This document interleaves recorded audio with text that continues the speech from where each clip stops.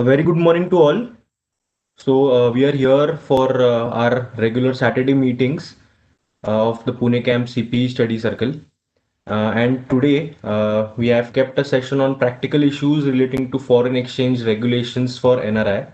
So this session is not just restricted to taxation of NRIs, but it is a whole lot of talk about the NRI, like bringing into foreign exchange from outside India and then investing over here.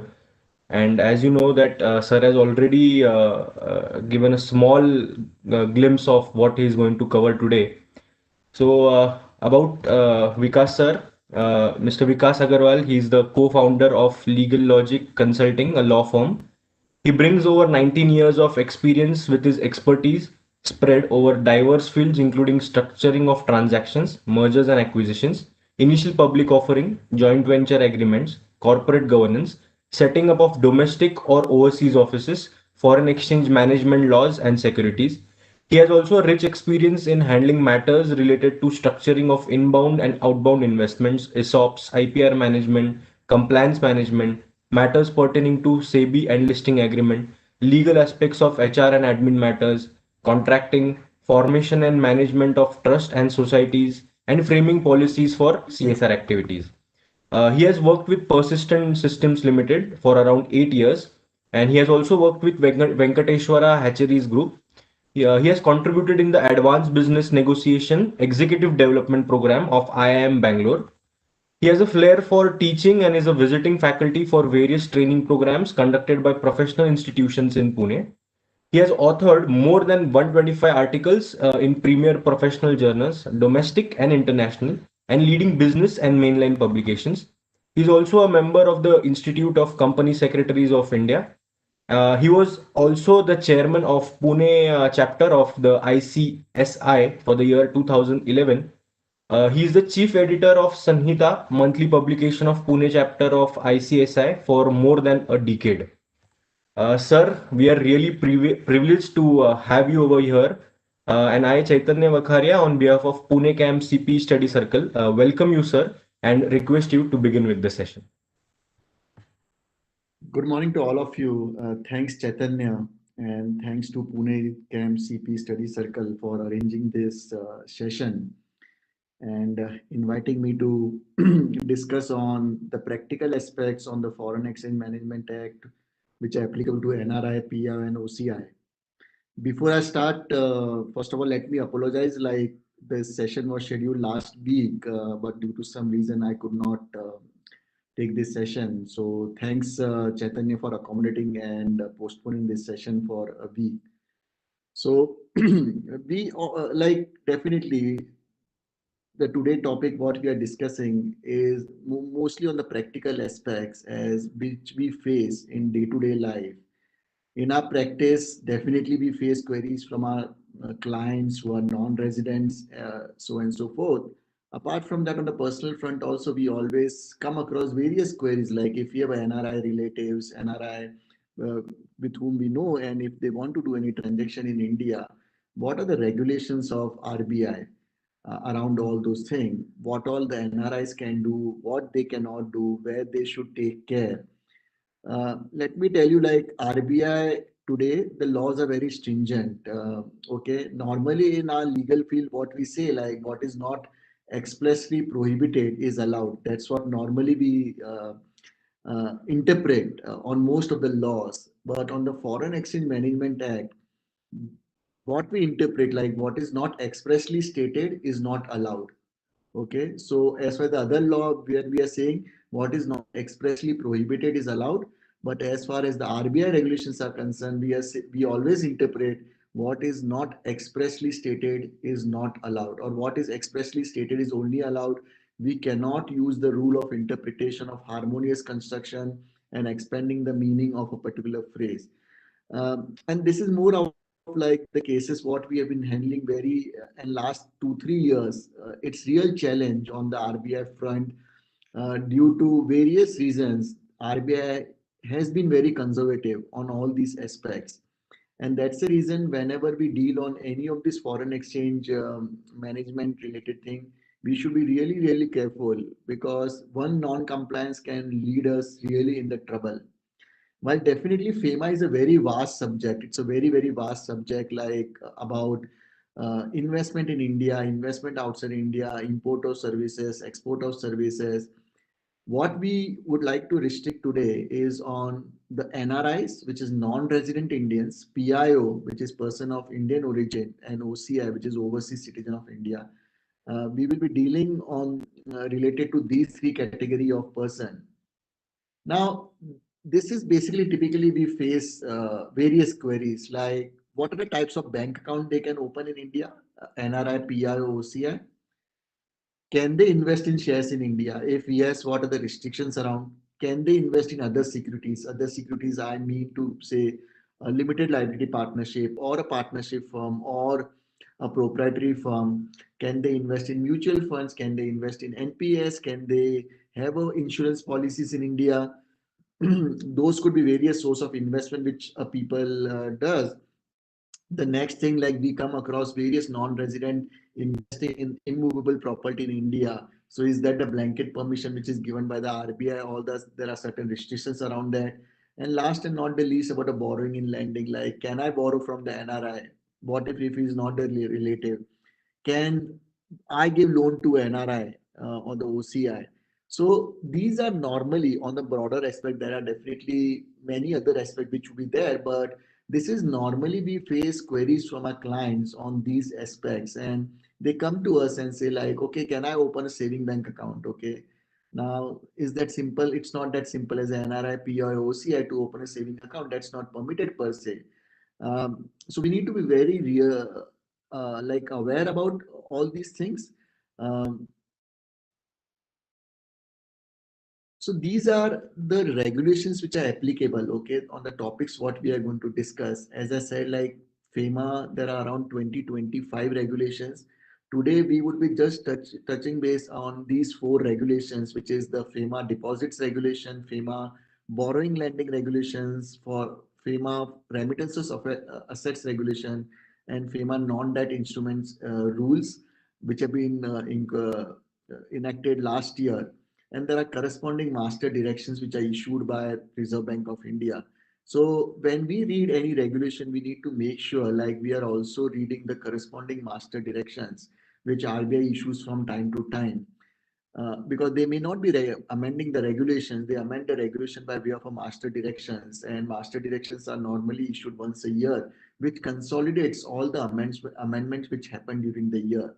If they want to come out with small little amendments, they typically issue APDIR series circular, which amends these particular regulations. And master direction, what they do, they consolidate all the amendments during the year, and a consolidated master direction is issued. So these are the regulations which we would be referring today. Now, while we definitely discuss all these regulations, it is important for us to understand few important definitions, okay? Because when I say who is a NRI, who is a OCI, who is a PIO, we need to understand first of all who is a person resident in India, okay? If we are clear like who is a person resident in India, then it becomes very simple to say like who would be a non-resident, who would be the OCI, who would be the PIO. The basic rule under FEMA for defining a person resident in India is like he should have stayed or he should have resided in India for more than 182 days during the preceding financial year. You have a similar concept under the Income Tax Act also. So that's a basic rule. So if anyone if someone has resided in India for more than 182 days, he would be treated as a person resident in India for the purpose of Foreign Exchange Regulations Act. There may be a scenario, okay, a person may be resident from FEMA perspective, but he may not be a resident from the income tax perspective, vice versa. It's possible. Because when we look like, can I acquire a property in India as an NRI? While a person may not be NRI from income tax perspective, but if that person is a NRI from the foreign exchange regulation perspective, he may or may not be eligible to purchase those things. So we have to always look at the definition from the FEMA regulation perspective whenever we are with the foreign exchange regulations. Now there is exception to this basic rule. So 182 days is a basic rule. Anyone residing in India for 182 days would be a person resident in India, but there are exceptions to that basic rule. So even if someone who would have stayed for more than 182 days, like let's assume someone has stayed for 250 days in the preceding year, but he had gone outside India, okay, for taking up employment outside India, for carrying out any business vocation or for any other purpose, where his intention to stay is for the uncertain period, to stay outside India, the intention is to stay for uncertain period, he would be categorized as a person resident outside India, irrespective of the fact that he has stayed for more than 182 days. So here, what's the important thing which is important? Like, what is his intention? If I am just going for a business visa, okay, on a business visa, my intention is never to stay outside India. My intention is always to return back thing. But if I've gone on H1B visa or L1 visa, it always is like my intention is to stay there for a longer period, okay, or if I go there and start some employment, or if I go for starting some business vocation, then I will be categorized as a person resident outside India. Similarly, there is also a thing now who would include in as a person resident in India. So irrespective whether a person has stayed for not less than 182 days, so if assume like there is a foreign citizen who has come to India last year, let's assume he had come to India in January 1st, 2020. Okay. So he will stay in India up till March 31st, 2020 for a period around 90 days. So is he staying for more than 182 days? No. But if that person has come to India for the purpose of taking employment or for the purpose of carrying in vocation in India, or if his intention is to stay in India for the uncertain period, the period is not determined whether for 1 year, 2 year, it's for the uncertain period, irrespective that his period of stay is less than 182 days, he will be categorized as person resident in India. Okay, so this is very important for us to understand as to who is a person resident in India. Now, when I say, okay, we have dealt like who is a person resident in India, then the another question comes, who is a NRI? So NRI is a person resident outside India who is a citizen of India. And citizen of India is typically like who is eligible to become citizen under the Citizenship Act, and Citizenship Act defines like by way of a constitution, or if my parents, grandparents have been a citizen of India, then I become a citizen of India, so and so forth. So NRI typically means a person resident outside India, so who has not been staying in India, but who is a citizen of India. The another concept which is there is OCI, like overseas citizen of India, is who is registered as an overseas citizen or who owns a OCI card under the Citizenship Act. He is treated as an overseas citizen of India. Person resident outside India, the definition is very simple. It says who is not the person resident of India is a person resident outside India.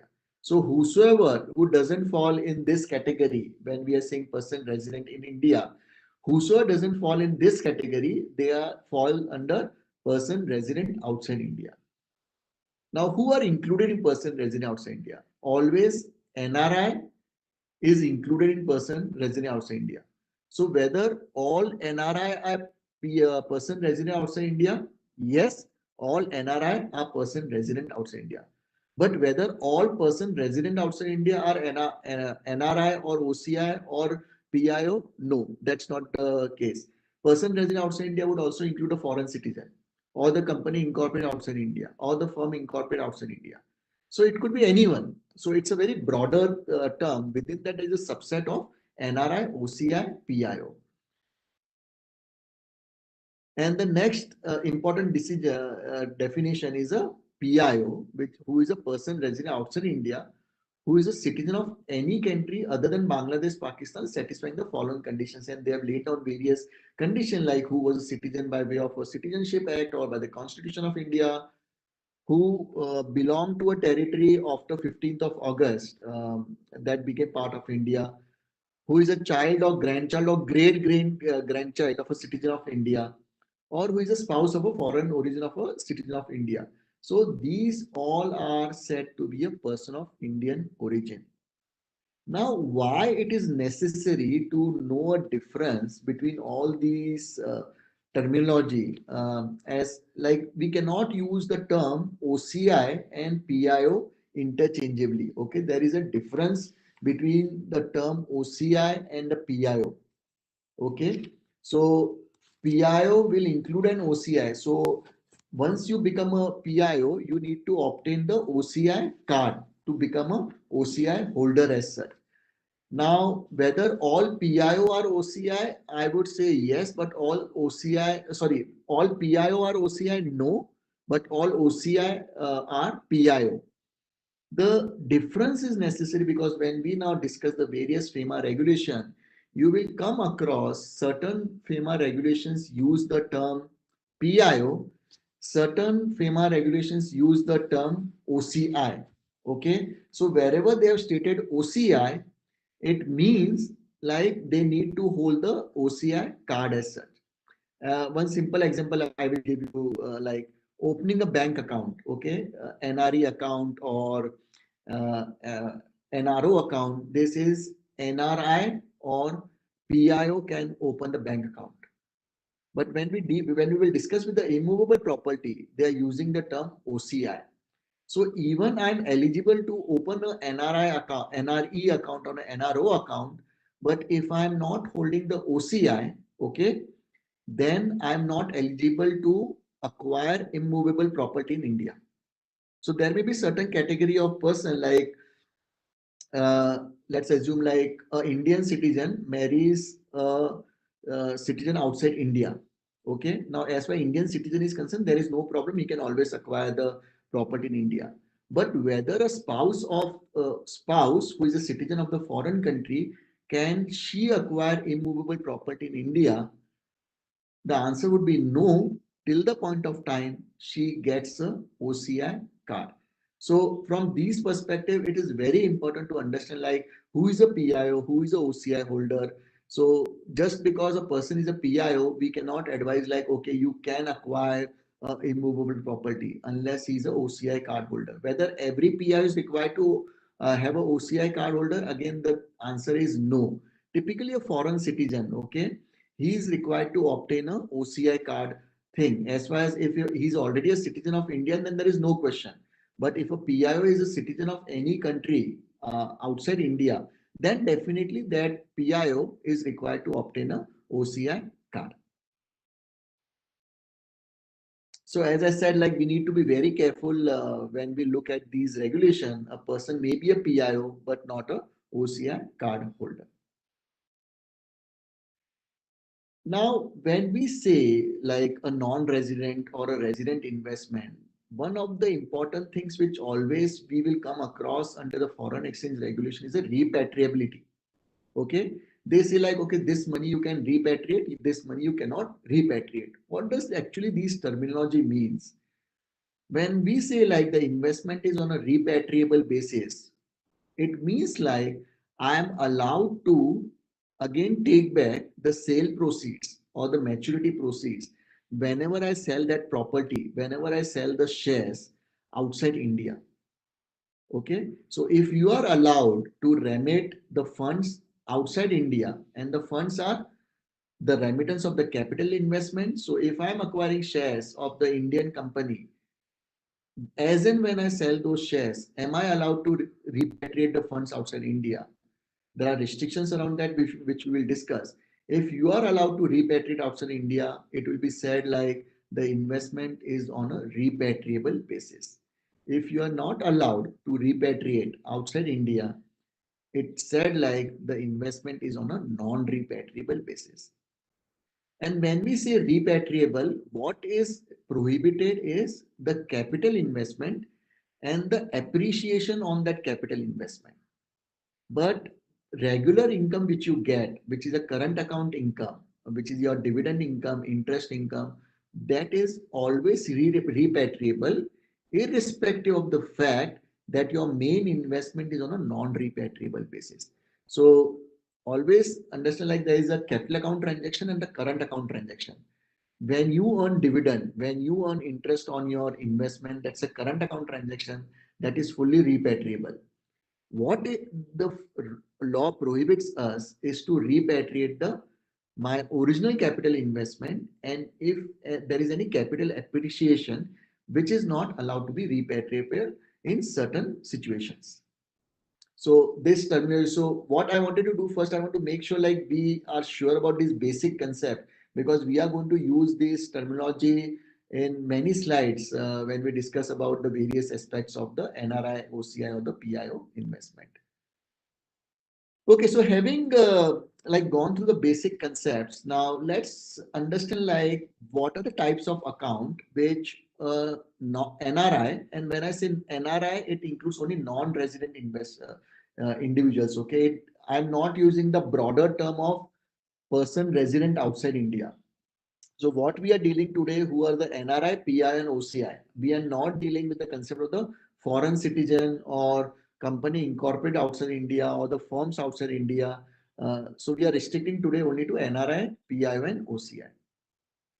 Now, on a broader aspect, what the regulation says, NRI and PIO. So now you're just constant, like the important word is PIO. They do not use the word OCI. Okay. So a foreign citizen, even if that foreign citizen has married to a person of Indian origin, okay, can she open a bank account? She may not be able to bank account unless she owns a OCI card. So who are allowed to open a bank account in India is NRI or person of Indian origin. Now with whom you can open a bank account? Again, the regulation says you can either open a bank account with the authorized dealer or with the authorized bank. Okay. Now there's a difference between the terminology when I say authorized dealer and authorized bank. When I say authorized dealer, it means the banks who are authorized to deal in the foreign exchange. Not all banks, okay, not all banks are authorized to deal in the foreign exchange. Under the RBI regulations, bank need to obtain a license from the RBI. Unless and until they obtain the license, they cannot be categorized as authorized dealer.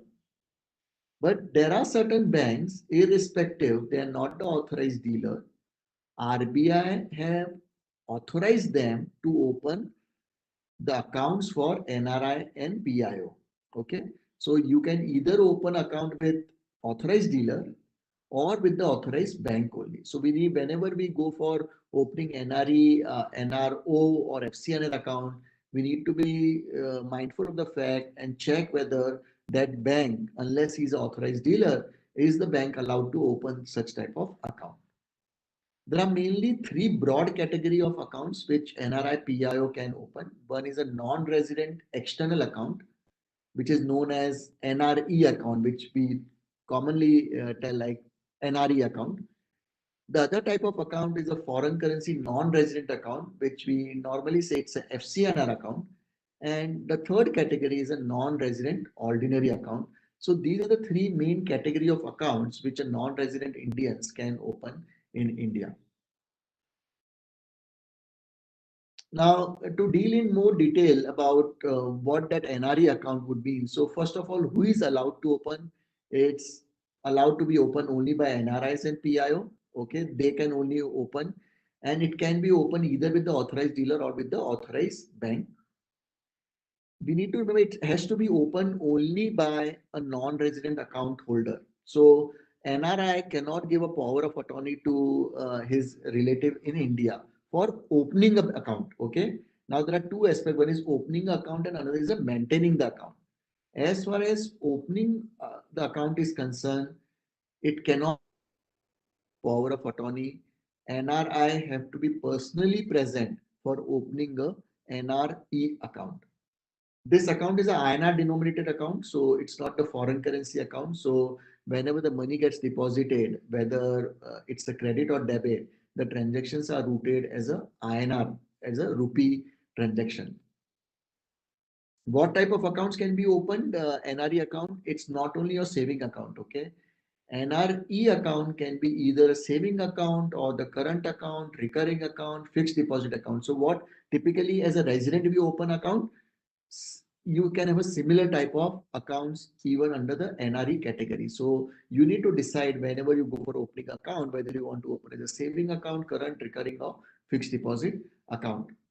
As far as the rate of interest on all these accounts are concerned, whether NRE account or FCNR account or NRO account, it is all determined by the RBI. Like we see, like RBI revises the rate of interest on all these type of account from time to time, and which is dependent on the PLR rate, CRR rate. Depending on that, whatever the RBI gives the direction, the rate of interest would be payable on the money lying on these accounts. As far as the FD is concerned, you cannot have the fixed deposit for a period less than 1 year. Typically, like as a resident Indian, if I want to open a FD with any of my bank where I have account, I can even open a FD of 6 months. That's permitted. But as far as the NRE account is concerned, you cannot have a fixed deposit for less than 1 year and not more than 3 years. That's a timeline which RBI has prescribed while if you're opening a fixed deposit NRE account. Now, typically in your normal saving account, do you see like what money is getting credited, what money is getting debited? Definitely not. Okay. But when you have a NRE account or FCNR account or NRO account, RBI has placed certain restrictions as to what amounts you can credit to NRE account, okay, which we say like permitted credits. So if a person is making any remittance from outside India, okay, that can be credited to NRE account. So if there is a non-resident Indian who is earning income outside India and he has an NRE account, he is allowed to remit funds from his US account to NRE account. While remitting, he may be remitting US dollars. When the funds get credited to NRE account, those would always be credited in INR.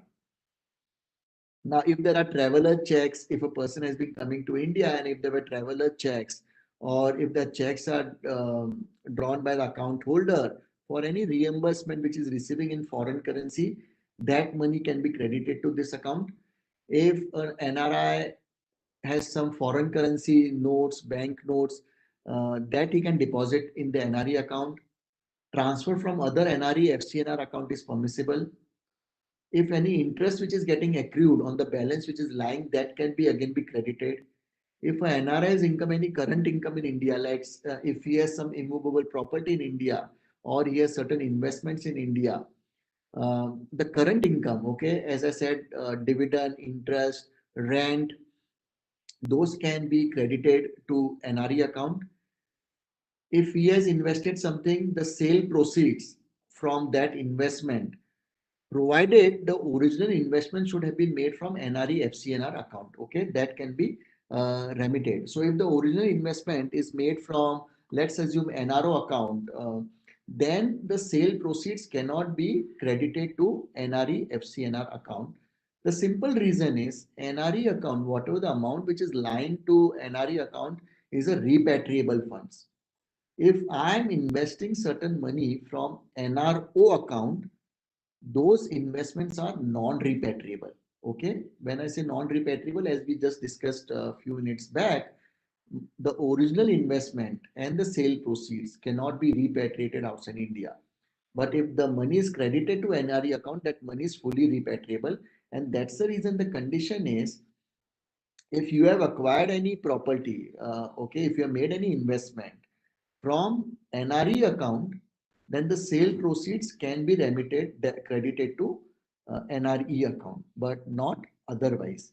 If you had purchased certain immovable property or something, again, that again could be credited to NRE account. Again, there are certain restrictions around how much amount you can remit outside India.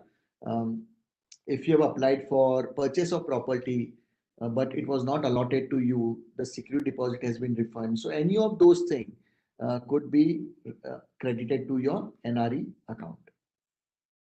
So this is what is permitted credits to NRE account. Now there are certain debits, what's permitted to be debited to any account. So what expenses you can make. Now if NRI has taken any loan in India, okay, which he is permitted to take a loan in India, subject there are definitely certain conditions laid down, but he is permitted to take a loan in India.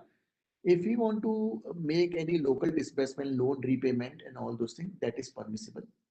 He is allowed to remit funds outside India from the NRE account. Okay, he can transfer funds to other NRE FCNR account of any other person. So if there is another NRE account holder, may not be a relative, maybe just a friend, can I transfer the funds from my NRE account to another NRE account? Yes, that's permissible without any restrictions as such. Or if I want to purchase any shares of the Indian company, I want to acquire immovable property uh, in India, I can use the funds lying in NRE account for those purpose. Definitely, there are certain conditions laid down by the RBI as what immovable property I can purchase, what I cannot purchase, where shares, in which shares I can invest. But subject to that, the general permission is that you can use the funds which are lying in your NRE account for the purpose of investment as well as purchase of immovable property. Now, definitely there may be a situation where the residential status of the person may change. Okay. The NRI who was staying outside India and only NRI. So today, as a resident Indian, can I open an NRI account? It's not permissible. NRIs can open a NRE account, and there may be a situation where that person is returning back to India, either for taking employment, for carrying out a business vocation, and his intention to stay in India is for the uncertain period. What happens in that scenario? He would become a person resident in India. The definition what we have seen, like if a non-resident coming to India for these purpose and his period to stay in India is for the uncertain period, under the foreign exchange law, he become a person resident in India, and person resident in India cannot have or cannot maintain a NRE account. So what needs to be done in this scenario? The account has to be redesignated as a resident account, and that's a simple process. The declaration need to be submitted to the bank where account holder has an account, giving like he would like to now stay in India for the uncertain period, so and so forth, and it has to be redesignated as a resident account. What happens to the funds which are lying in that account? He can transfer the funds to a resident foreign currency account. So if a person NRI has any RFC account, RFC is a resident foreign currency account, whatever money which was lying before he became a resident in India, okay, before or up to the time when he becomes a person resident in India, that funds can be transferred to RFC account. And the person need to decide, NRI need to decide what he wants to do. It's completely at his option. If he want to redesignate as resident account, then it becomes a India funds. Or if he wants, like, he may have to incur some expenses in a foreign country, then he may choose to transfer the funds to RFC account. Typically all bank accounts would have the nominee. So NRE account, you are permitted to have a non-resident nominee, okay, because it's not necessary like the nominee has to be resident. Typically in most of the cases, the nominee would also be a non-resident, and the RBI allows if any funds lie in the NRE account, because due to decease of the account holder, the funds can be remitted to a non-resident nominee. Okay, so nomination repatriation is possible as such. Most of the times we also see joint accounts being open. Again, for NRE, that's permitted. You can have a NRE account between two non-resident Indians. So there may be husband and wife. They can have a joint account. There may be also a possible NRI opening a joint account with the resident close relatives. Okay. So a son opening a bank account with a son who is staying outside India, who is an NRI opening a bank account with his parents in India. That's possible. Only the condition is the account should be on a former or survivor basis. Okay. So what does former or survivor basis? This account would remain to be a NRE either till the time non-resident Indian survives. Okay. And if he dies, then the account have to be designated as a resident account, because if in the account holder there is no NRI, then account cannot be NRE account. So it's always on the former or survivor basis. As I mentioned some time back, you cannot give a power of attorney for the purpose of opening the bank account, but definitely the power of attorney can be given to operate the NRE account. So that's permissible. Only the opening by way of a power of attorney is not possible as such. Okay, now we move to the next account, which is the FCNR account. The full form is foreign currency non-resident account. Typically, it's again NRIs and PIs are allowed to be open, but if you see here, it can be only open with the authorized dealer. The reason is FCNR account is a foreign currency account. Okay, and as we discussed some time back, authorized dealer has a license to deal in the foreign currency. It's not the INR account, and that's the reason other banks who do not have the license, who are not the authorized dealer, they are not permitted to have FCNR account opened. Okay, so it's a foreign currency account. Now, what funds you can remit to, or when you open a bank account, from where the funds could be remitted? Either you can remit the funds from outside India, or you can receive the funds from your NRE account, or funds which are repatriable nature, or you can transfer the funds from the existing FCNR account for the purpose of opening the foreign currency account. What happens in this case is you need to designate a currency. Okay, so I may designate like for my FCNR account is a Singapore dollar, or I may designate that account as a US dollar, or I may designate my FCN account as a sterling pound. Now, whenever any money is remitted to this FCNR account, so I may be remitting money in INR, I may be remitting money in US dollar, I may be remitting money in Singapore dollar. But if my account is designated as a sterling pound, the currency have to be whatever money which you are transferring, it has to be converted into a designated currency. Okay, so you cannot have a FCNR account which has designated currency or multiple designated currency. You need to decide what foreign currency you want for that FCNR account, and whenever any money gets remitted to such account, that money will get converted into a designated currency at the exchange rate which is prevalent as of that date. Another important thing to remember, the FCNR is only a term deposit account. Okay, you cannot have a saving account or a current account or the recurring account. It's just a term deposit account. The term of the FD should not be less than 1 year and not more than 5 years. Rate of interest, as I said, like it's the RBI would determine. And whatever the permissible debits and credits, what we had discussed for NRE account, the same restriction or the same entitlement would be available for FCNR account also.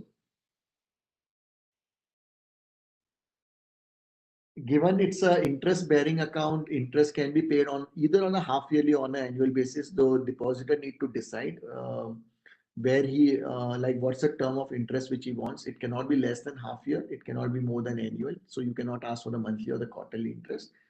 It could be either half year or the annual only, and either the interest could be credited to the new FCNR account, or if he already is an existing NRE, NRO, NRSR account, the interest can be credited to any of these accounts, and the option holder, the account holder need to decide. It's completely at his option where the funds need to be credited. Again, it may happen like what happened if the person becomes a person resident in India. He can continue to retain that term deposit till the period of maturity. It's not necessary for him to immediately renew that fixed deposit. Okay, so there may be a situation when NRI becomes person resident in India. As far as the NRE account is concerned, he has to immediately designate as a resident account.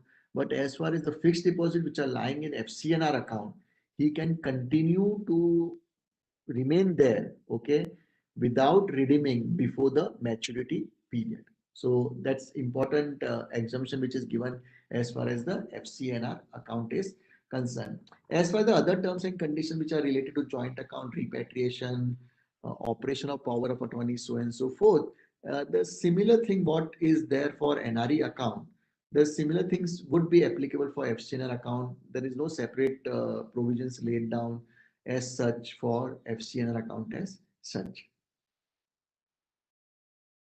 The next account which could be opened by a non-resident Indian is a NRO account. Now, who can open NRO account? Now, as far as the earlier two accounts, what we discussed, it could be opened by NRI or PIO. As far as NRO account is concerned, it could be opened by any person resident outside India. Okay. So even a foreign citizen is allowed to open an NRO account. He cannot open NRE or FCNR account, but this could be opened by anyone. Again, it could be opened by with the authorized dealer or with the authorized bank, because again, this is an INR account, not the foreign currency account, and that's the reason even the authorized bank is allowed to open. And this account is typically open to take care of the India transactions. Okay, we have to remember whatever money which is lying in NRO account is a non-repatriable thing.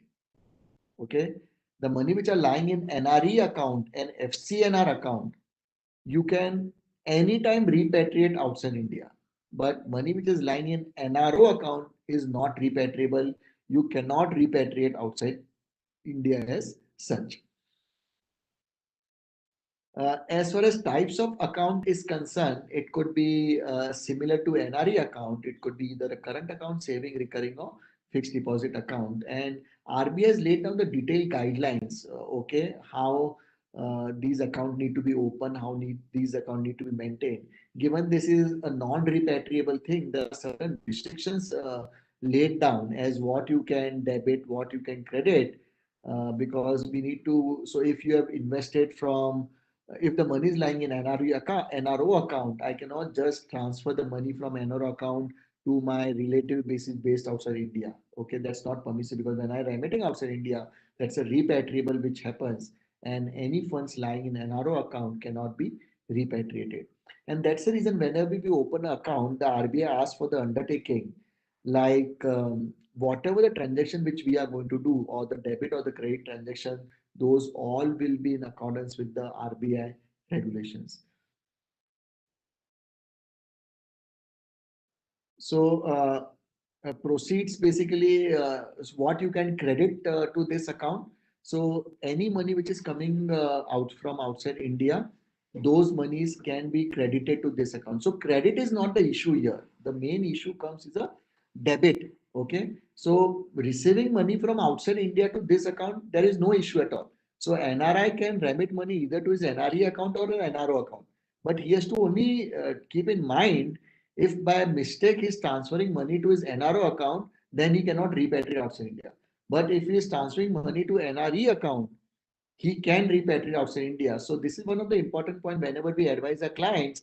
The client asks whether he should remit money to NRE account or NRO account. Our advice should be like he should, to the extent possible, transfer money to his NRE account, because if there is a need of funds in the foreign country, he can easily remit funds to that foreign country if the funds are lying in NRE account, which may not be possible if the funds are lying in the NRO account. Definitely transfer from other NRO account is possible. Then you can always have the loan received by a NRI, PIO relative, by a resident. Those funds again can be credited to NRO account. What is permissible? All local payments. So if you see here, it's all local payments. Okay. uh, that is permissible. So you can make any payment, like if you want to acquire shares, make investment, acquire immovable property, any payment which is required to be made locally. Locally means inside India, that's permissible.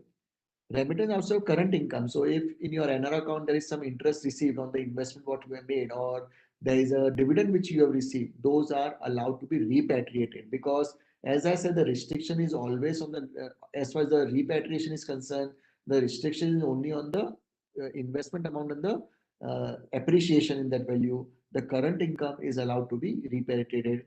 You can transfer to other NRO account. If there are any intentional credit card and if there are any charges around that, you can again settle the charges from the NRO account. So remittance of funds, can you remit the funds outside India? As I said, like without RBI approval, it's not permitted, but there are certain exceptions around that. If the NRO account is held by NRIs or PIO, okay, they can remit up to 1 million in one financial year. So the funds may be lying in NRO account. every year I can remit. So this rule is known as 1 million rule. So I can remit up to 1 million US dollars every year from the funds lying in the NRO account, or I can transfer to NRE account also. So when I transfer to NRE account is nothing, it's always treated as it's a foreign account. Okay. So either you can directly remit money outside India, or even if you transfer to NRE account, you can do so, because once the money gets transferred to NRE account, it becomes a freely repatriable thing. So those are the exceptions to the prohibition, which says like you cannot remit funds outside India from the funds lying in the NRO account. Okay, again, like these can be account held jointly with the residents. That's possible. You can have this account operated by through a power of attorney. That's again possible. What permitted operations are there basically as far as the local payments which are required to be made. Okay, or if you need to just repatriate the current income, only for that purpose a POA holder can operate. But if he wants to remit the funds outside India, which is not allowed, he cannot operate the POA for the restricted operations. So whatever is a permitted operations, for this he can operate through a power of attorney. Change in residential status, similar to NRE. Okay.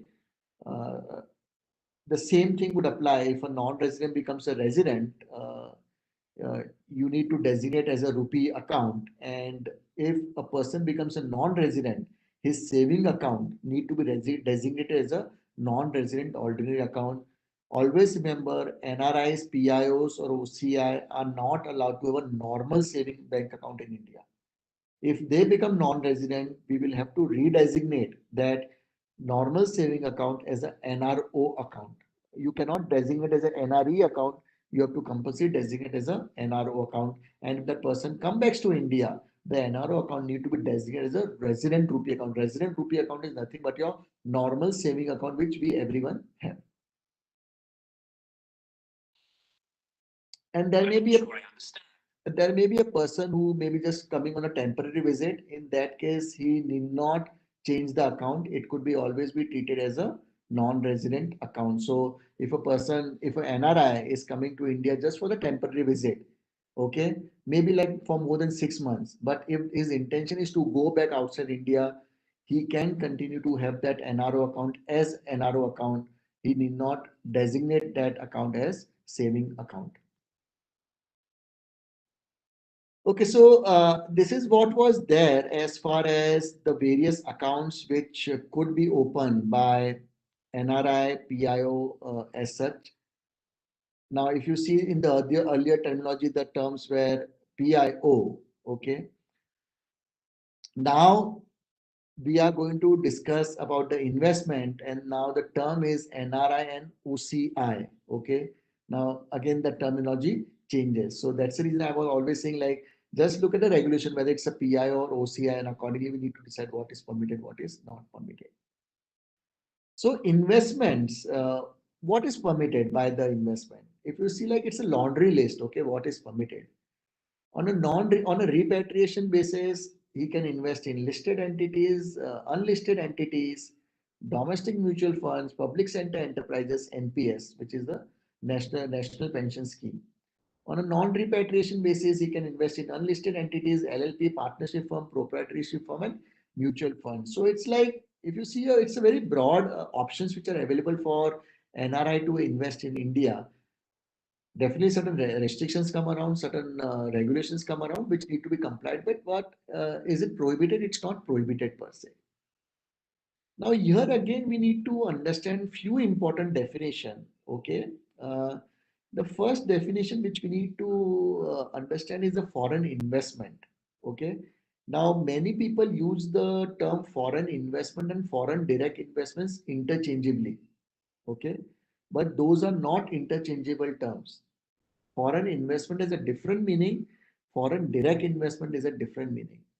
The reason, if you see like on this slide, when I say foreign investment, it means investment either in the Indian company or in the LLP. Okay. So here, when I say foreign investment, it means like the anyone contributing to the LLP is also a foreign investment. But when I say foreign direct investment, if we see, it says like foreign investment through capital instruments by a person resident outside India in unlisted Indian company. Again, they are using the word company, or 10% or more of the paid up share capital of listed Indian company. Again, they are using the word company. And this term, FDI and FI, is more important actually. When you read external commercial borrowings regulations, now who are eligible to accept money in India? The law says any entity who is allowed to take FDI, foreign direct investment in India, is permitted to take for external commercial borrowings. What does that mean? The implications are there. Who is eligible to take FDI? It's only company. And given the term, given the like they use the word FDI, it means LLP or any other entity, a partnership firm or a proprietary firm in India cannot take external commercial borrowings. Okay, so it's only company who is permitted to take external commercial borrowing. So from that perspective, we should be very mindful of the fact the term FI is different, the term FDI is different. The another term which is there is a foreign portfolio investment. So typically when the investment happens on the listed company, okay, and person resident outside India, if he is making investment which is less than 10% and that those transactions directly happen on the stock exchanges, that is treated as a foreign portfolio investment. Under FPI, you are not allowed to have more than 10%. You are only allowed to take less than 10% of the paid up share capital of the listed company. So that's a FPI. Okay, now so let's now go into detail what's possible. So first of all, investment on repatriation basis. So if there is a NRI or the PIO who OCI, not PIO, the OCI, who want to invest in India in the unlisted companies, it's mostly on the automatic route. Okay, there are certain sectors which are not on the automatic route, but it's permissible. So first of all, we need to, if we are advising any client, on the most of the cases that's permissible. Definitely, there are certain entry routes, there are sectoral caps, and there are pricing guidelines, which we will discuss. Only we have to remember if someone who is investing in unlisted entities and if we want to have a repatriation facility available, he has to either remit the money from outside India through normal banking channels, or he need to transfer money from his NRI account for the purpose of investment. Okay. If he is making investment from his NRO account, then he cannot repatriate the fund outside India. Now, here important thing which I've underlined, remitted from outside India through normal banking channels, because many times we come across a situation where a foreign citizen come in India, he may be having some, he may have uh, like converted his foreign currency into INR through any money changer, and he deposits the bank, deposit that money in the bank account as a capital contribution. That's not permitted. Transferring money through this Western Union money or various this money transfer agents which are there in the normal course you can always do, but as far as the investment in the shares are concerned, those are not the permitted route of making investment. The investment has to come in as a wire transfer from one bank to another. Okay, so Western Union or this wallet related payments, or come, I am in India, I'm using my credit card to make the capital contribution, all those things are not permitted. So as I said, like the certain restrictions against certain sectors have been prohibited for FDI. Okay, so when I say prohibited, it's not allowed at all. You need not, you cannot go to the Reserve Bank of India and seek the approval, because those are completely prohibited sectors. So prohibited sectors are what? Atomic energy, gambling, gaming, agriculture sector, real estate sector. So certain sectors are completely prohibited. So it's a policy framework of the Reserve Bank of India. So you will not get approval. So that's a prohibited sector, and which are listed, five to seven are the prohibited sector as such. All of the sectors, okay, again there are the entry routes. Either it's the automatic route or the government route. Again, I would say automatic route is 95%, government route is just 5%. So there are 5 to 7 sectors which are completely prohibited. You cannot invest. On all the remaining sectors, okay, all the remaining sectors, FDI is permitted. That's one thing. So there's a difference between them prohibited and permitted. When I say prohibited, not allowed at all. When I say permitted, it's allowed, but again subject to two routes. Either the automatic route, no approvals required, just get the money in India through normal banking channels or by debit to NRI account and have the funds invested. But there is certain sector where there is a government approval required. Let's take the defense sector. So what the regulation says, up to 76% FDI is permitted under automatic route. What does that mean? If you want to have a foreign direct investment more than 74%, you need government approval. Okay, so that's how the entry route is stated, government route or automatic route. For certain sector, even for a single percentage, you need a government approval as such. While it is not a prohibited sector, but you need a government approval. So if you see a sectoral cap, okay, again, most of the sectors today now they are completely liberalized, and most of the sectors 100% FDI is permitted. But still, there are few sectors where up to 24% may be permitted, up to 49% may be permitted, or up to 74% may be permitted. Beyond that limits, and which varies from sector to sector, you will need a government approval for making investment in those sectors through a foreign direct investment.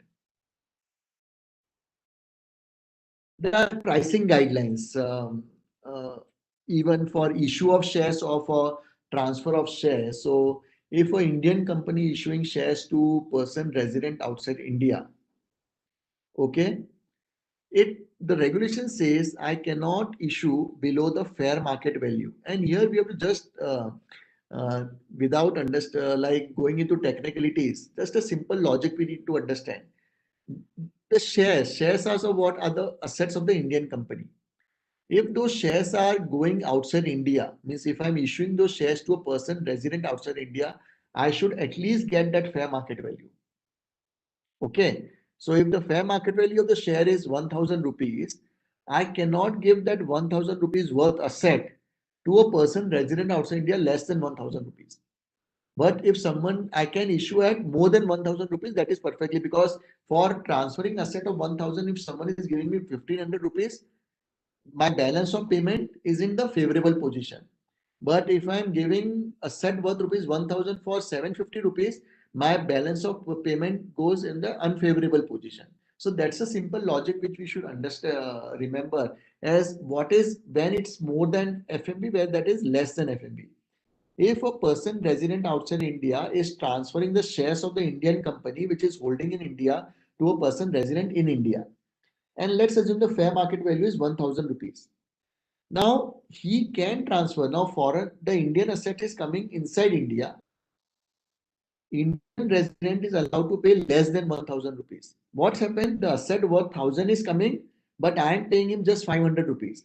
So the balance of payment position is in a favorable position as far as the India is concerned. Okay. But if I'm paying 1100 rupees for asset worth rupees 1000, my balance of payment goes in deficit because I am getting asset of 1000 rupees, but the outflow is 1100 rupees. So this is what we should understand as far as the pricing guidelines are concerned. As I said, portfolio investment. So NRIs and the OCIs are permitted to deal on the stock exchanges. They can purchase, sell equity instruments on the stock exchanges. There are certain limits laid down. So individual NRI or the OCI cannot hold more than 5% of the paid up capital, okay, or 5% of the debenture or the preference shares which he or she may be holding. Overall limit by the NRI OCI should not exceed 10%. So individually, one NRI cannot hold more than 10%. Overall, all the NRIs in that company, they cannot hold more than 10%. Definitely, company can have that resolution, the limits increase from 10% to 24%. They need to take a shareholders approval. That could be increased, but without approval, NRIs PIOs can hold only up to 10% in the listed entities. As far as the unlisted companies is concerned, as we discussed, those are dependent on the sectoral caps. Now, mutual funds, yeah, that's again permitted, provided the mutual fund is investing more than 50% in equity. Okay. So if the mutual funds are debt mutual funds, where they are investing only in debt funds or the debt securities, in those mutual funds, NRI, OCI cannot invest. So they can invest only in mutual funds where the mutual fund is investing at least 50% of the total corpus in the equity instruments and not in the debt instruments. Public sector enterprise like all the Navratnas, they may do any offer for sale and any of those things. NRIs are allowed to purchase the shares which are sold by such public sector enterprises. National pension scheme, which is one of the tax saving thing. So there again, NRI OCIs are permitted, no restrictions around that. Definitely, there are certain additional documentation normally they ask, but per se, it's allowed under the foreign exchange regulations. So mode of payment, okay. So now whatever we have discussed, like the repatriation which happens from person resident outside India, NRI, OCI, as I discussed, like the funds have to come from normal banking channels by way of a inward remittance, or NRI PIO can make payments through their NRE account. Okay, so that is also permissible. So it's not necessary for to always bring the funds from outside India. If I have the funds in India in the India NRE account, I can use those funds for the purpose of equity instrument. Whenever the funds are invested from NRE account, it is treated as a non-resident investment. Okay.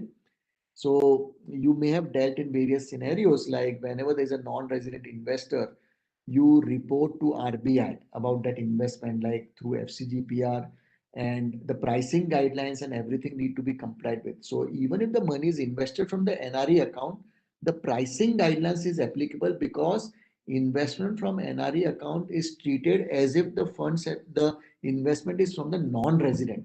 Okay, while the account is in India, but the investment from NRE account is treated as the investment from a non-resident. So whatever the restrictions or the regulations which are applicable for a foreign person to make an investment in India, the same restrictions will apply for investment made through NRE account.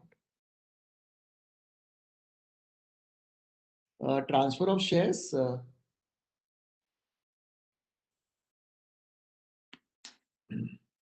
Okay, so transfer of shares again, it's pretty liberalized.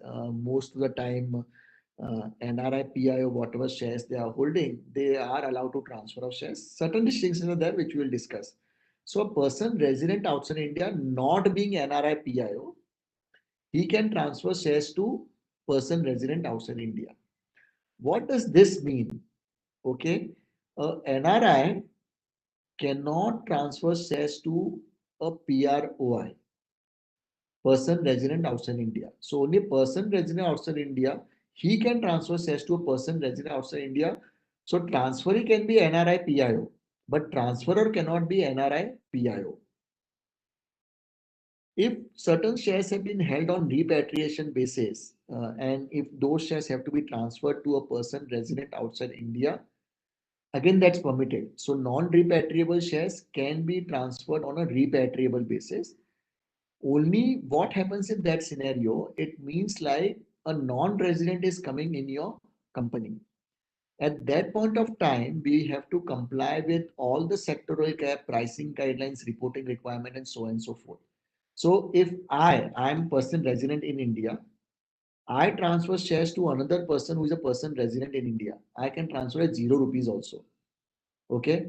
RBI regulation doesn't come into picture. Definitely there are certain issues from the taxation perspective.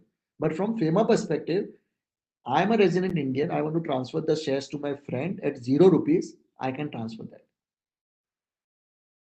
I am a resident Indian. I want to transfer the shares to my brother who is a NRI. I cannot transfer at 0 rupees. Okay, gifting is different thing.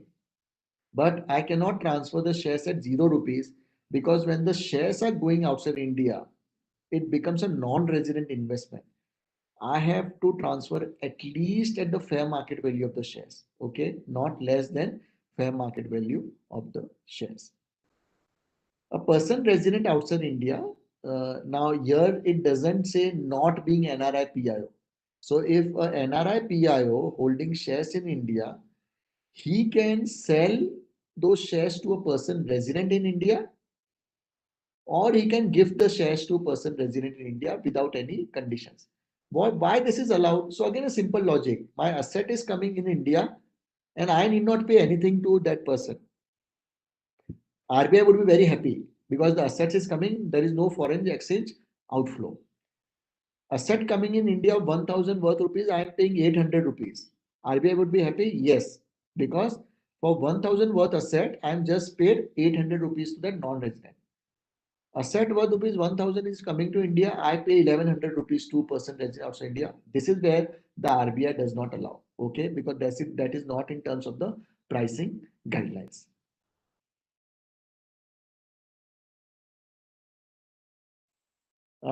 Now, this person resident in India, can he transfer to person resident outside India? Yes, that's permitted. Again, the pricing guidelines need to be followed. The second bullet is important. Person resident. So I making a gift of shares to my brother who is an NRI. You cannot do without the approval of the RBI. You need a RBI approval.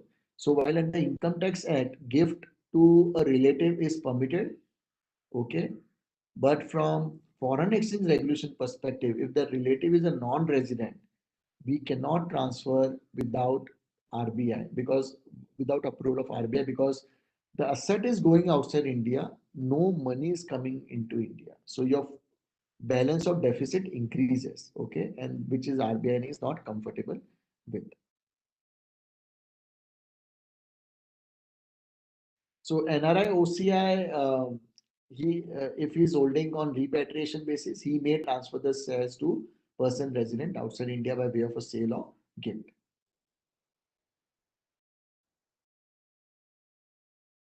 Okay, now this is on a non-repatriation basis. So again, if we see, on a non-repatriation basis, many things is permissible. So if you see like, and when I say NRI OCI, it would also include a trust, partnership firm, company incorporated outside India, owned and controlled by NRI OCI.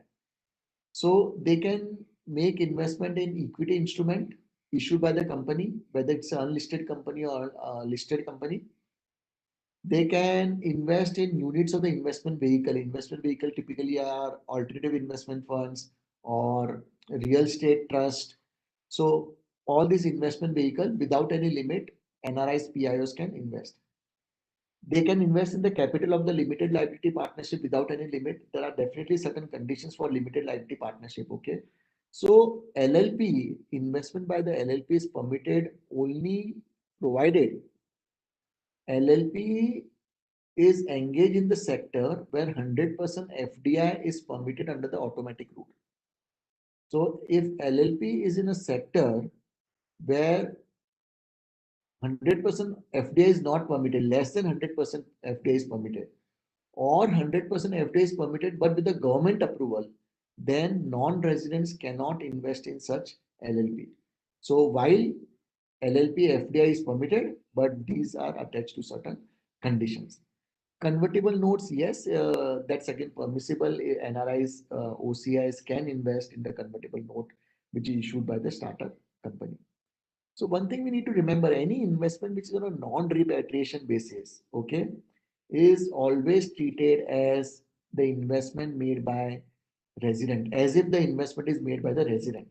So there may be a scenario, NRI has made investment from NRE account, okay.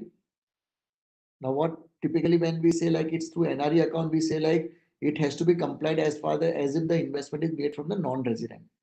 But if that NRI gives a declaration like the investment has to be held on a non-repatriation basis, I am not required to comply with any of the foreign exchange regulation compliances, pricing guidelines, sectoral caps, um, prohibited sector, so sectoral cap pricing guidelines, valuation requirement.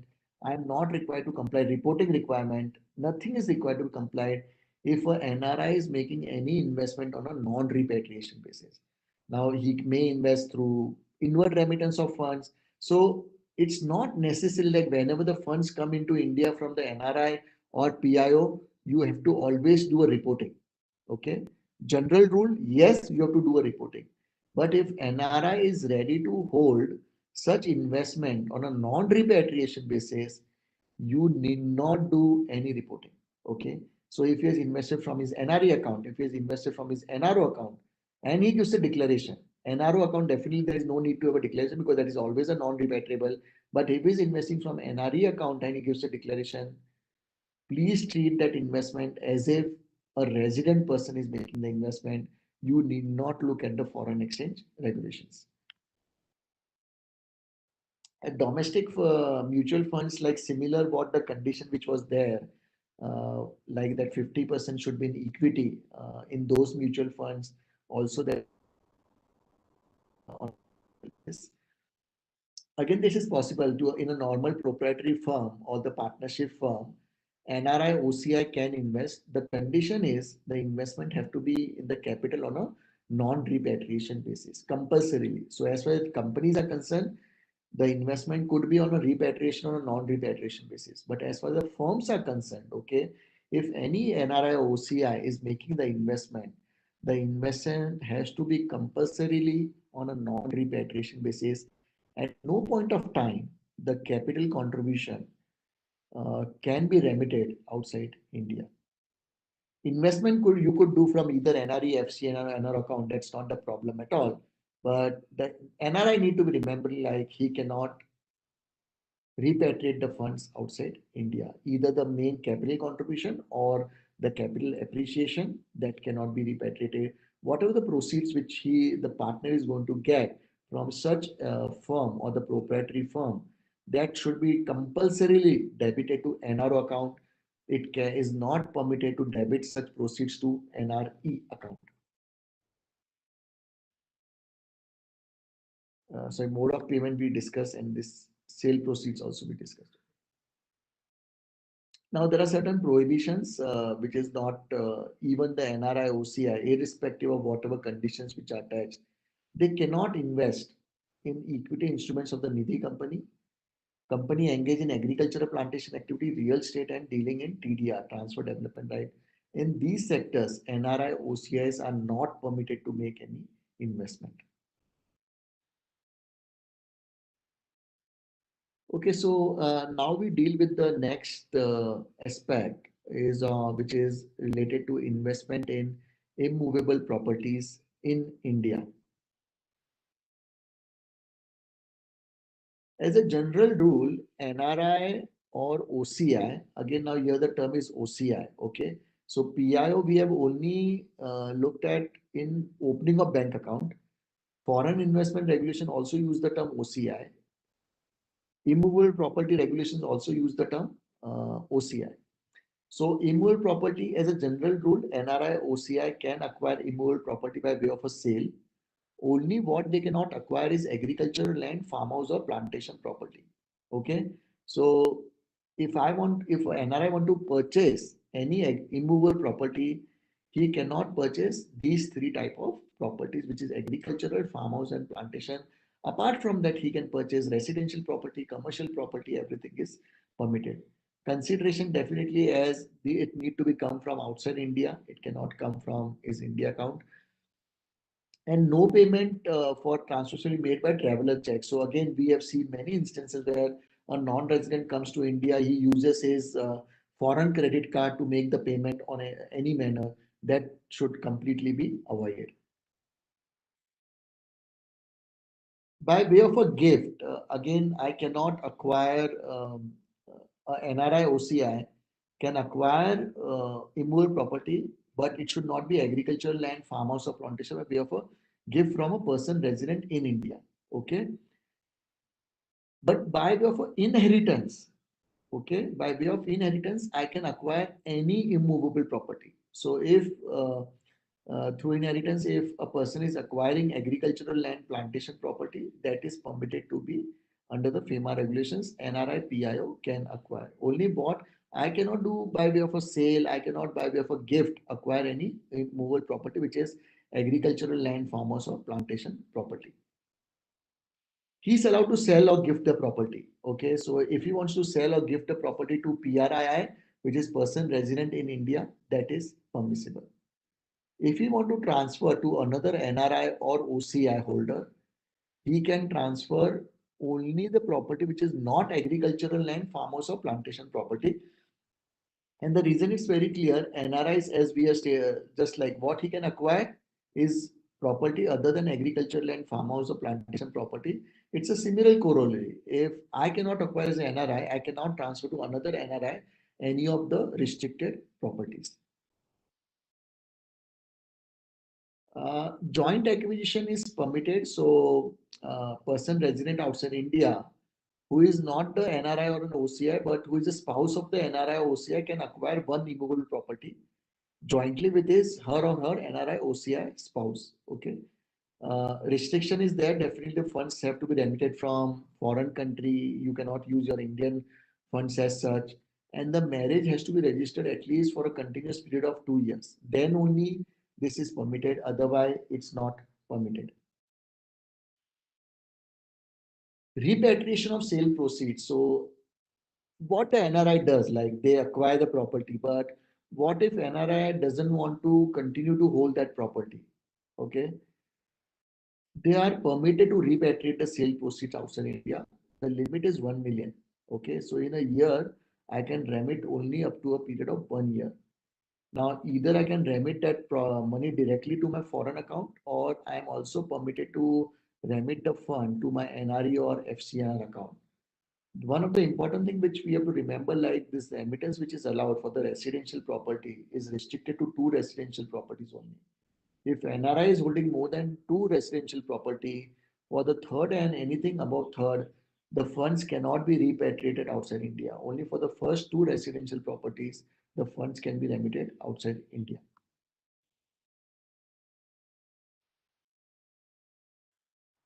The last section which we'll be dealing is borrowing and lending between NRIs and PIOs, because again, these transactions normally occur, like NRI giving funds to companies in India, NRI giving loans to a relatives in India, resident Indian giving loans to a NRI, which is normal transaction which occurs, but it's not completely, I would say, generally allowed. Okay, there are certain restrictions as such. So if Indian company wants to raise ECB, external commercial borrowings, NRI PIOs are allowed to give external commercial borrowings to the Indian company. The condition which is there is that NRI or PIO need to be an equity holder in the Indian company. Then only that NRI, PIO, OCI can give external commercial borrowings. This is only applicable for the individual thing. Okay. If the lender is a non-individual, then this equity holding condition is not applicable. So equity holding condition is applicable only if there is an individual lender. Then that individual lender need to be a foreign equity holder of the Indian company. Then definitely this ECB can be given.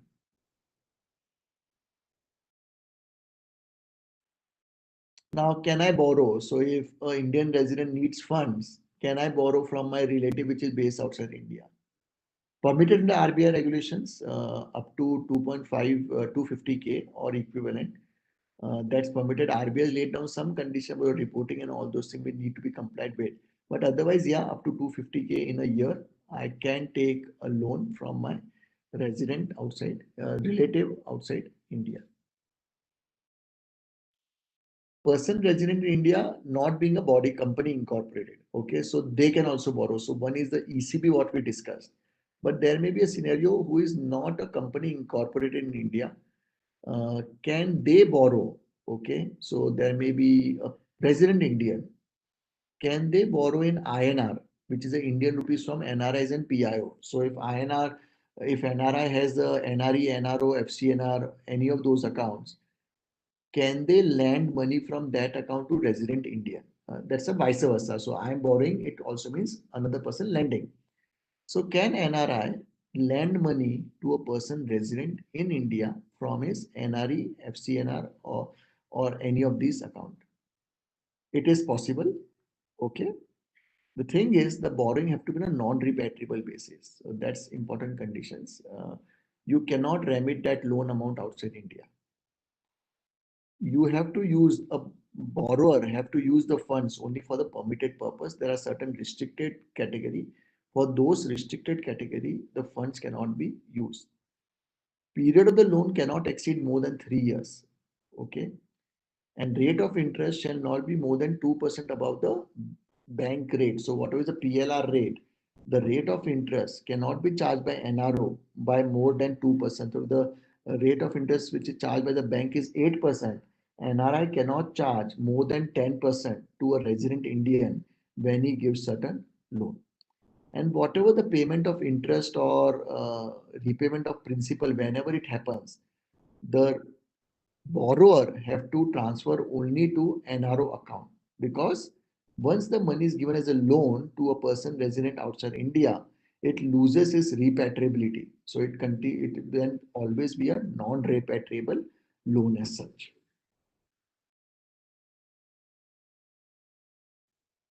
In INR again, companies are also allowed. So ECB are typically the foreign currency denominated.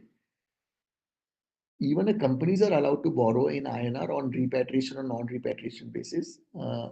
Very basic conditions which are given. So the borrowing company should not be engaged in agricultural plantation, real estate business, TDR, Nidhi, Chit company. The borrowing has to be only by way of a NCD, non-convertible debentures. Okay. So I cannot just take the money as it is. I have to issue non-convertible debentures to that NRI or PIO, and rate of interest should not exceed more than PLR of SBI plus 3%, and loan should not be for a period less than 3 years. So subject to these conditions we complied with, companies who are incorporated in India can borrow in INR from the non-resident. So who can borrow? A resident Indians can borrow. A company is incorporated in India can borrow. LLP, there is no clarity right now in none of the regulations. So whether LLP can borrow from NRI PIO, that is not clear. My opinion is that, as I stated in the starting, like if something which is not clear under the RBI regulations, I would say like that's not allowed. So if LLP has not been specifically what they have stated is company incorporated in India or the individual resident Indians, that's what they have defined. So they are not said any person resident in India per se. So we need to be careful while advising the client on whether LLP is allowed to borrow money in INR from a person from an NRIs or PI. Now, whenever the borrowings which happen, it could be either on repatriation basis or non-repatriation basis. As I said, like it could be either on repatriation or a non-repatriation basis. If the borrowings is being on a non-repatriation basis, on a repatriation basis, so percentage of NCDs whichever have been issued, it should not exceed the sectoral cap. That we have to remember. So it should never exceed, while definitely NCDs are not going to get converted to equity, irrespective of that, assuming like if they could have got converted, what would be the sectoral cap which is applicable? That sectoral cap need to be applied through.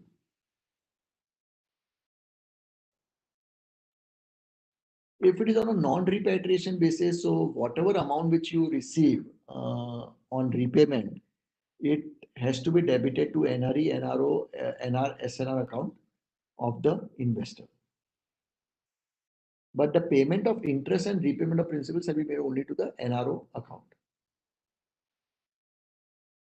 So whatever borrowings which are done from NRI or PIO, either by the individual resident or the corporate shareholder, they cannot use the funds for the purpose which they want. Okay. There are restrictions around that. So the borrowings which are made by the Indian residents, maybe a LLP, maybe a company or the individual, they cannot use that money for the purpose of business of chit fund, agricultural plantation activity, TDR, trading in TDR as such, or retrading in the TDR for these relending. For these purposes, this is not permitted, or the borrowed funds should not be used. Now, Can resident individual grant loan to a NRI relative? Yes, that's permitted. NRI, so if you have a NRI relative and if you want to give a NRI loan, INR loan, not a foreign, definitely you won't have the foreign currency account. But if you want to give a rupee loan to your NRI relative, that is permissible. You can either by way of a cross check or electronic transfer. So blank check we cannot give. You cannot give cash as such. You need to give only by way of a bank transfer or electronic transfer or check as such. Loan has to be free of interest. Okay. Minimum maturity has to be 1 year. It should be within the overall limit of LRS. LRS is a liberalized remittance scheme. So as a resident, I am permitted to remit certain funds outside India every year. Right now, that limit is 250K in a year, US dollar 250K in a year. So whatever the loan which I am going to give, even if it is a INR loan to an NRI relative, it will be treated as like I have remitted fund outside India. And that's the reason it has to be within the overall limit of LRS. The person who is borrowing a loan, he has to use only for his business purpose and not for any of the restricted sectors. And the loan amount cannot be remitted outside India. So if I, as a resident Indian, am giving any loan to NRI, I have to only debit that. I have to transfer the loan amount only to his NRO account. I cannot transfer to his NRE account. But if he wants to make a repayment, okay, he can definitely repay from his NRE account, NRO account, FCNR account. So transfer from NRE to NRO account is possible. Okay. So if I have a NRE account, and not only for this slide, I'm saying in the general scenario, always remember transfer from NRE account to NRO account is possible, but transfer from NRO to NRE is not possible because when I transfer from non-repatriable to retriable, that is not possible. I can make my funds repatriable funds non-repatriable. The RBI is happy with that. But I cannot make my non-repatriable funds as a repatriable funds. That's what is not permitted under the RBI regulations. Yes, certain do's and don'ts which we need to remember. As such, whenever we advise our client or whenever we deal with any of the scenarios, whether non-resident is involved, first and foremost, always remember like you need to understand what are the current account transaction and what are capital account transaction. Okay. Capital account transaction, anything related to investment in shares, loans, giving of loans, lending of loans, investment in immovable property, those are all treated as a capital account transactions. What are the current account transactions? Current account transaction like earning income through by way of a rent, interest, dividend, commission, salary, consultation fee. Those are all the current account transactions. What is prohibited is the capital account transactions. Current account transactions are not prohibited. So we need to really distinguish like which are the current account transactions, which are non-current account transactions. Always we need to understand what is repatriable, what is not repatriable. Okay, that's another thing we should always remember. So whenever we advise the client, we need to ask the objective of the client, whether he want to keep the funds repatriable or non-repatriable. If his objective is to have the funds repatriable, okay, he don't want to have the funds blocked in India. Accordingly, we should advise him the investment options because certain funds, like if I advise my NRI client to invest in a partnership firm or the proprietary firm in India, it will always become a non-repatriable thing. Okay. If he gives loan to a person resident in India, it becomes a non-repatriable. So we need to be sure like what we are advising. If the objective of a client is to keep the funds repatriable, let's select the option which is good for him. Understand the definition between person resident in India, person resident outside India, OCI, PIO. As I said, like few regulations use OCI, few regulations use PIO. So that we need to be very, very careful as what terms have been used as such. Wherever possible, we should advise the NRI clients to give power of attorney to the resident relatives in India because operation of NRE account or even like getting a registration. So if a NRI is holding any immovable property in India and that property need to be given on rent, it's not possible for the NRI to come into India and get the leave and license registered. For that purpose, or for operating a bank account in India, or for taking care of the investments in India, he should always give the power of attorney. That's what we should always advise to our client basically. We should be cognizant of the fact when the residential status of a client is changing, when he's become NRI, when he's become a resident Indian. Accordingly, we need to advise him to redesignate his account. If he's becoming a resident, we need to designate his NRI account as resident rupee account. If a person resident in India becomes an NRI, he cannot continue to have the saving account. We need to designate as an NRO account. So all these things we need to remember. Um, Definitely, we should also remember about making sure like the reporting things are complied with as such. So if NRI is investing, there are certain FCGPR requirement to be done. If he's transferring the shares, there's a requirement to file FCTRS. So those reporting requirement we should be careful because there are certain time limits within which those requirement need to be complied with. So these are certain important things which we should be bearing in mind. Whether another important thing which we should be remember, NRIs PIOs cannot have the PPF account in India. Okay, so that we should remember. So if someone already has a PPF account, they need to close that account. Um, your NRI cannot borrow in foreign exchange, so they need to only borrow in INR account. So these are some aspects which we should remember whenever we are dealing with our NRI clients. Yeah, so happy to take any questions which you may have.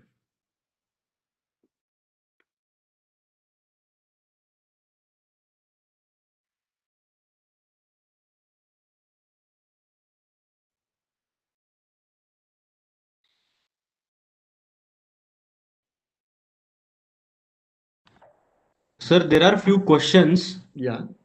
So the first question is, a German national had purchased a residential property 20 years ago. He Mm-hmm. had moved back to Germany 10 years ago and has no bank account now in India. Now Okay. he wants to sell the house. Mm-hmm. Just a second.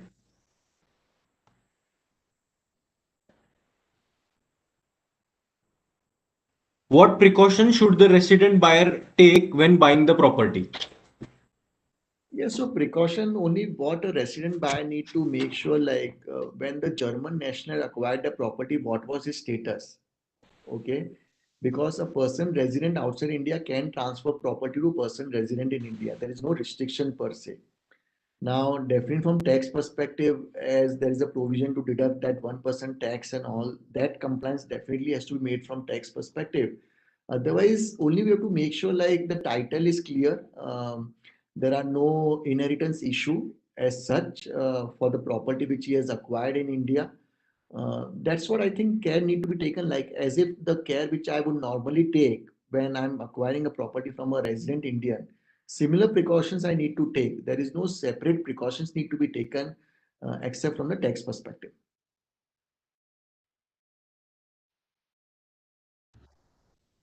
Thank you, sir. The next question is, NRI runs a proprietary business in India. Over the years, he has accumulated earnings in India from his computer software business. Whether he Mhm. can remit such accumulated earnings outside India from his NRO account. No, that's not so. Computer software business is run through a proprietary concern. That's correct. Uh, So I'll just yeah, I'll so just just unmute so the. assuming that, okay, any you cannot remit money from NRO account. That's a general restriction which is there. Now that person, if he is a NRI, okay, he can remit up to 1 million per year. That's a general exemption which is given under the RBI regulation. So up to 1 million he can remit to outside India from NRO account, not beyond that, or he can transfer to his NRO account, NRE account. Okay, thank you, sir. One more question. Can a NRI director of Indian private limited company lend money to that company out of his accumulated business earnings in India? And where these funds are held, the accumulated earnings in India in the NRO account or NRE account. If it is in NRO account, that's possible. If it is in NRE account, that's not possible. Okay. Then the next question is inherited agriculture land by NRI. Can he or she buy another agriculture land? No, no, no. So inheritance is possible. Okay. So if that person has inherited the agricultural land, that person can continue to hold, but they cannot acquire additional agricultural land. That is prohibited. Okay. The next question is can NRI remit PPF maturity amount outside India? PPF account, he has to debit to his NRO account only. That cannot be remitted outside India directly. Only under 1 million scheme, he can remit that money. But directly, the PPF money cannot be credited to NRE account. It has to be credited to NRO account only. Okay. I think this is the last question now. If person has returned to India after termination of employment, can he maintain NRE and FCNR deposit till 182 days? So FCNR definitely he is allowed to maintain till the time he has the fixed deposit for whatever term. As soon as he come to India, NRE account need to be designated as a rupee account. He cannot continue to maintain the NRE account. Okay. Are there any questions? I guess we are done with the questions. I'll just check once again if there is any other question.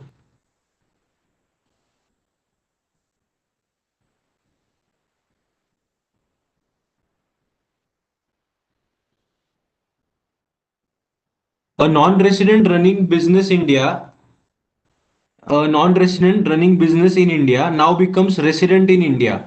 However, continues to run the business. What is the outlook on tax audit compliance? Sorry, actually, I'm not like the tax expert actually. So this I will have to pass actually. So I do not advise on the tax part. So I have no knowledge on the tax related aspects here. Okay.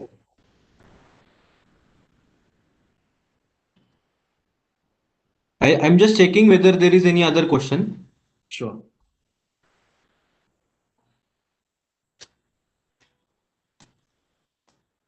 Okay, sir. I think we are done with the questions. Sure. Yeah, Thank you. my email ID is there. Like, if there are any questions, Chaitanya, if you receive, you can send it on my email ID. So, and I Yes, yes, yes. I'll share your, respond to, respond to share rest. whatever questions I get. Sure, sure. Just a sec. Nitin sir, I have not got your query. Sir, Nitin sir has directly posted query to you. Can you see in the chat box? In your chat box? 1 minute. In the chat box, you can see or in the Q&A. Yeah, just looking at the Q&A.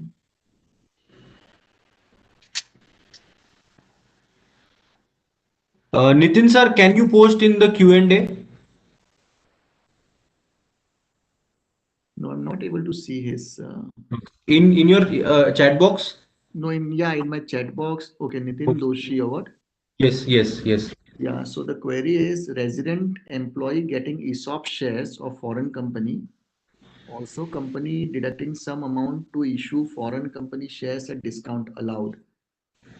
So resident employee getting ESOP shares of foreign company, yes, that's possible. Resident employee is permitted to take shares of the foreign company, provided that for employee, so that foreign company is a subsidiary in India, okay, and he's an employee of the India company, so he can get the shares of the foreign company per se. If there is no subsidiary, so if I'm just a consultant, still I can get the ESOPs of the foreign company. Only the restriction is there. I cannot make any outward remittance while exercising the ESOPs. But if I'm getting ESOPs of a foreign company where there is a foreign company has a subsidiary in India, I can make remittance to exercise those ESOPs. But otherwise, the exercise, I cannot make any remittance. It has to be cashless exercise only. Okay, sir. There's one more question. Is there any time limit to convert NRE account to regular saving account after NRI returns to India? No time limit specially prescribed. The regulation says you should take the immediate step. Okay. Now, given there is no time limit prescribed, I would say like within month or so, you should immediately get that thing done. If your intention is to stay in India forever or it's an uncertain period, you should get that converted ASAP. Okay. Sir, there's one more question relating to the first question already asked. The first question was a German national had purchased a residential property 20 years ago. He had moved back to Germany 10 years ago and has no bank account now in India. Now he wants to sell the house. What precaution should the resident buyer take when buying the property? That was the first question. Now the second question is what precautions the German required to take? Mm, no specific precaution, Chaitanya, as I say, normal diligence which is required. Definitely, he can repatriate that funds outside India. There are no restrictions around that. No specific thing which he need to, from tax perspective. Now he need to make sure like how does he claim that tax, and I think that would depend on your double taxation avoidance treaty between the countries as such, because he will have to pay tax in India. So those aspects have to be looked into. But from regulatory perspective, I do not see any issue as such there. Okay. Sir, one more question relating to Nitin sir's query. He is now asking, what if these shares are sold? So those shares will be sold in the foreign country because its shares belong to a foreign company as such. He can get that money remitted to India without any restriction. Okay, and now he's asking, shares sold outside India and proceeds transferred to Indian saving account. Any compliance required? No, not at all. Only at the time of when the money receives, when money is received in India, the bank would ask for normal declaration, like for what purpose you received the money. That just the declaration need to be given.